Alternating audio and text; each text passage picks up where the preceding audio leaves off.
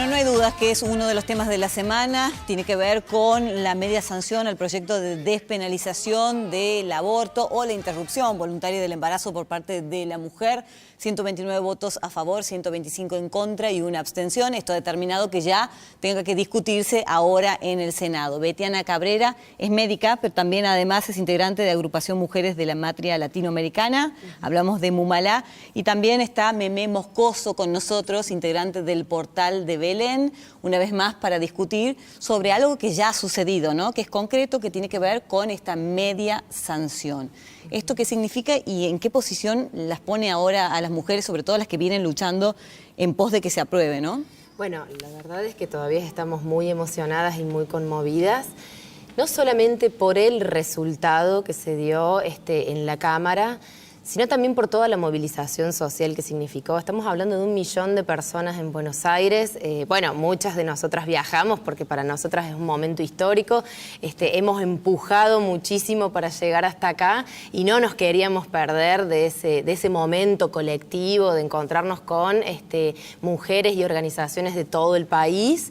Entonces, lo cierto es que muy emotivo, muchísima alegría.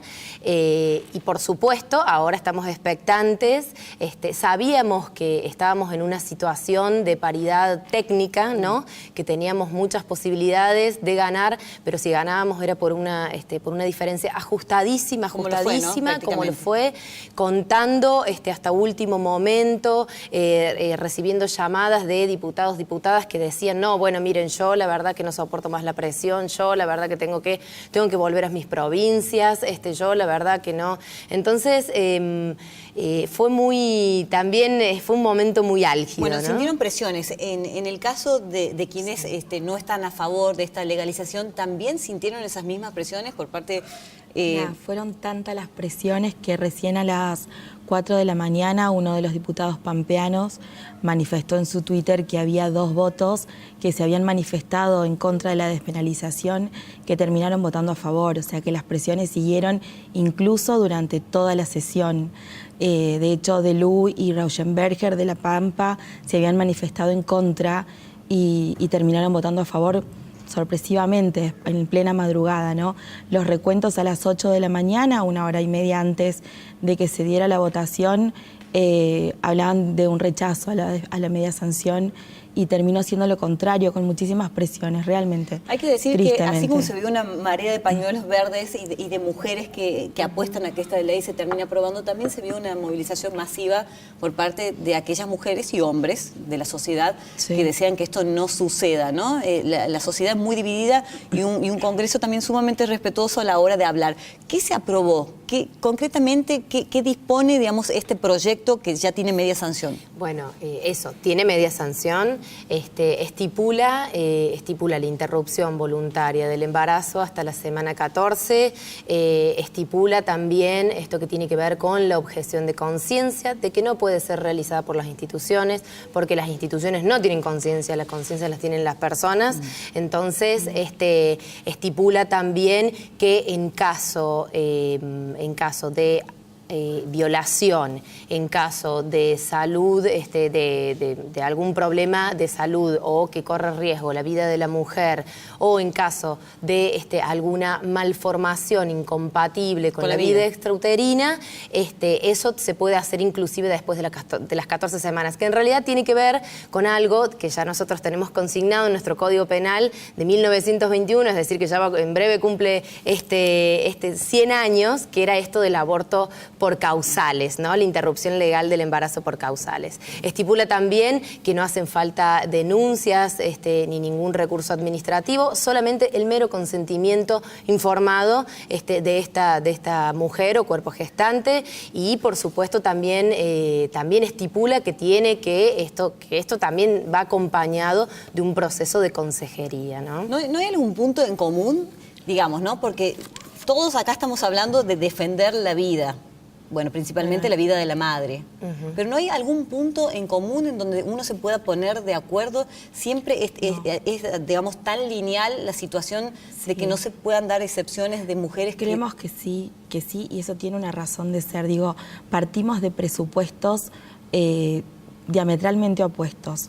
Uno tiene que ver con el reconocimiento objetivo del inicio de la existencia de las personas, de los seres humanos, no hablamos de personas, que eso es una categoría jurídica, sino de los seres humanos, y desde cuándo esos seres humanos el sistema jurídico les tiene que dar protección. Por otro lado, una aparente contradicción entre dos derechos, un derecho a una planificación respecto a aceptar o no aceptar la maternidad, y en base a esa no aceptación decidir, ¿no? Nosotros creemos que desde el momento en que sabemos que existe un nuevo ser humano, ese ser humano merece toda la protección y nuestro ordenamiento jurídico lo establece así. De hecho, aun cuando el Código Penal fue escrito en 1921, la última reforma del Código Penal en el artículo 86 es de la democracia, digo, no es algo que haya pasado hace tanto tiempo, ¿no? Creemos que no hay forma de conciliar porque la distancia representa la aparente creación de un nuevo derecho que niega un derecho fundamental como es el derecho a la vida.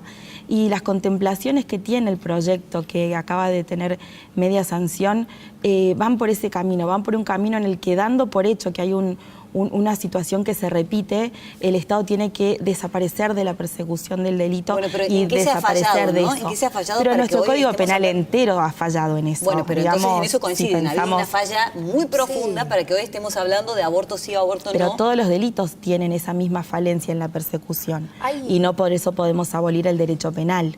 Bueno, pero tal vez habría que ver, digo, las experiencias, porque nosotros, honestamente, los que venimos del campo de la salud, miramos y aprendemos epidemiología en base a lo que ya han hecho otros países, ¿no? Y en esto es importantísimo, por ejemplo, lo que han logrado, por ejemplo, los y las hermanas de Uruguay, que tienen una idiosincrasia bastante parecida a la nuestra, porque por ahí siempre citamos a Europa, ¿no? Y a Europa tal vez es algo muy alejado. O lo que han logrado los y las rosarinas, ¿no?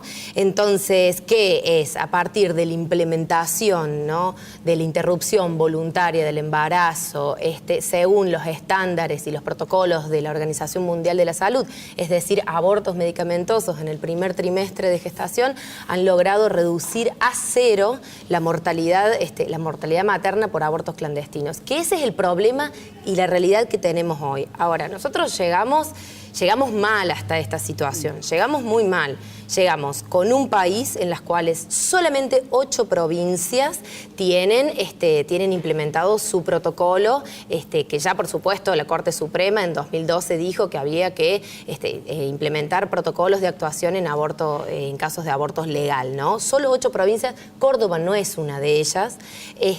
Llegamos mal en cuanto a la implementación de la Ley de Educación Sexual Integral. Digo, también hay consecutivos y permanentes rechazos a todas las políticas que tengan que ver en materia de salud sexual y reproductiva. Claro, por eso venía diciendo, ¿no? Una serie de fallas para que tengamos que terminar legislando sobre una cuestión mucho más profunda. También es una falacia plantearlo en términos de etapas, ¿no? Entonces, decir, no hablemos de aborto, hablemos de educación sexual integral, hablemos de métodos anticonceptivos. Hablemos de todo. Estas leyes, hablemos de todo. Y estas leyes, que sí las tenemos desde hace más de 10 años, lamentablemente han sido impedidas y obstaculizadas permanentemente por las instituciones de salud y también por las instituciones, digamos, confesionales. Recordemos, aquí en Córdoba, nuestro protocolo de interrupción legal del embarazo lo tenemos obstaculizado por un recurso de amparo del Portal de Belén, hace 6 años. Entonces, si a vos te violaron, lamentablemente, si justo no están en el servicio de la maternidad nacional, ¿no?,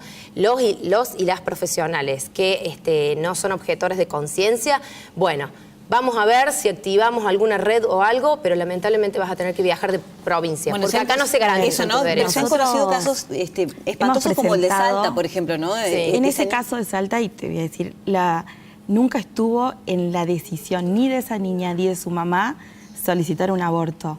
En realidad se utilizó el embarazo que evidenció una historia de abuso absolutamente vulnerada en sus derechos de esta niña por alguien que integraba su grupo familiar de origen, porque era la pareja de su mamá, con una historia de abuso. Quedó en evidencia el abuso y de repente se utilizó la comunicación para hablar de aborto, cuando lo que teníamos que hablar era de abuso. Entonces, yo creo que este camino... Realmente tenemos muchísimas leyes subejecutadas y eso es una historia en nuestro país lamentable. Por eso pensamos en todas las deudas que seguimos teniendo con la realidad de la mujer y de los niños que de repente aparecen invisibilizadas en este planteo de aborto y que siguen siendo una duda que nos tiene que ocupar en el trabajo. Nosotros cuando presentamos el amparo hace 12 años, de hecho firmé ese amparo y de hecho presté conformidad porque integraba ya la comisión directiva del portal. Cuando presentamos ese amparo lo hicimos porque el derecho que está en cuestión es el derecho a la vida. Entonces, por eso nos han dado lugar, tanto la primera instancia como la Cámara, a la suspensión del protocolo, porque la aplicación pone a un sinnúmero de niños por nacer en riesgo. Y el aborto, además, es una práctica que en la legalidad o en la ilegalidad tiene riesgos altísimos para quien acude a la práctica. Más allá de que la experiencia en Uruguay pueda ser una experiencia positiva respecto a la mortalidad materna específicamente en ese punto. Nuestro país tiene una mortalidad materna que tiene números enormes en causas de nutrición, que tiene números enormes en suicidio, que tiene número enorme en causas obstétricas directas. Las mujeres mueren más por parir recién nacidas, por querer dar vida, y de repente no nos estamos ocupando de que el sistema de salud realmente se ocupe de la salud real de las mujeres y de los niños. Ahí coinciden, en eso coinciden. Que en realidad no es solo la realidad de Argentina. Digo, según la OMS,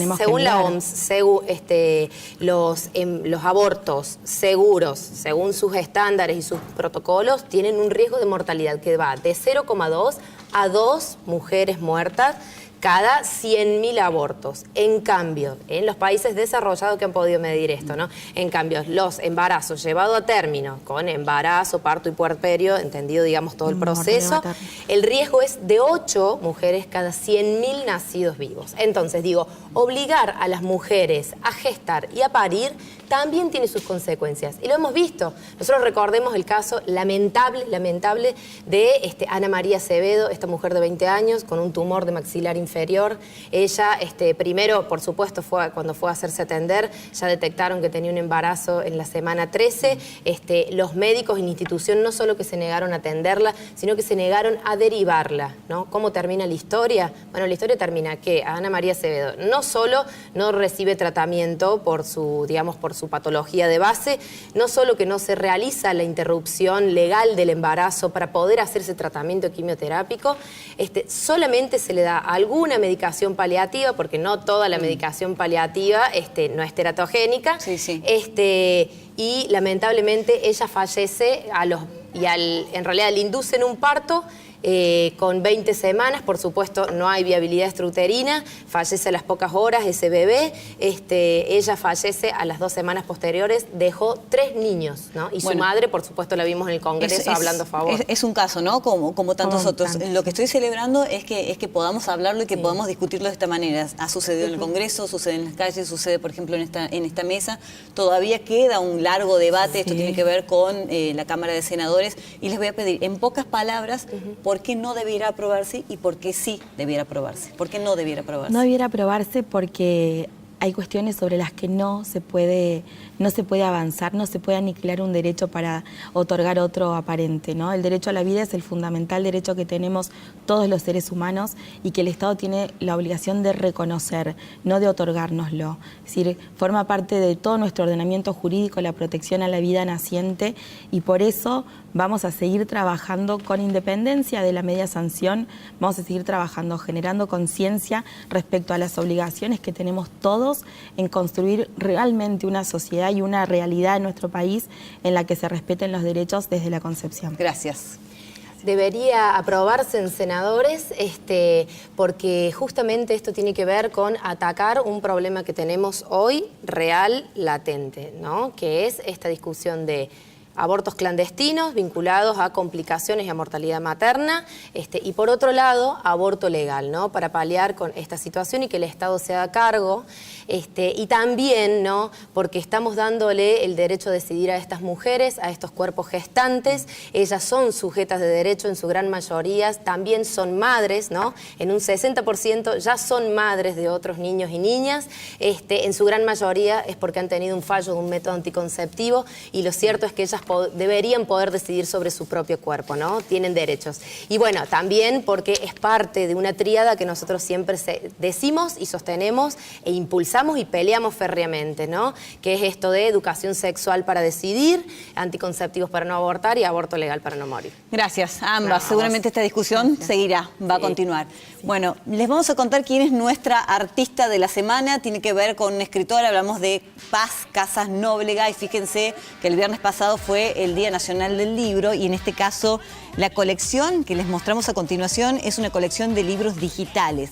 Se llama Las Ciudades Hermanas de Córdoba, muestras los distintos hermanamientos que tiene la DOCTA con lugares de Iberoamérica. Lo interesante es que se pueden descargar de forma absolutamente gratuita. Y esta vez no hablamos de un libro en mano, en papel, pero sí un libro digital, que es lo que se viene. La editorial digital Hermanamientos Literarios Editora se encuentra desarrollando esta colección de ebooks que tiene como finalidad materializar las herramientas firmadas entre Córdoba con diferentes ciudades de Iberoamérica. Ahí está, no solamente nuestra Córdoba, sino las distintas Córdobas que se escriben exactamente igual en distintos lugares del mundo. Sirve también como guía turística, como muestra de las culturas de las diferentes Córdobas. Allí tienen el link para poder buscarlos, son libros de descarga gratuita. Nos vamos a la primera pausa en Semanario, ya venimos.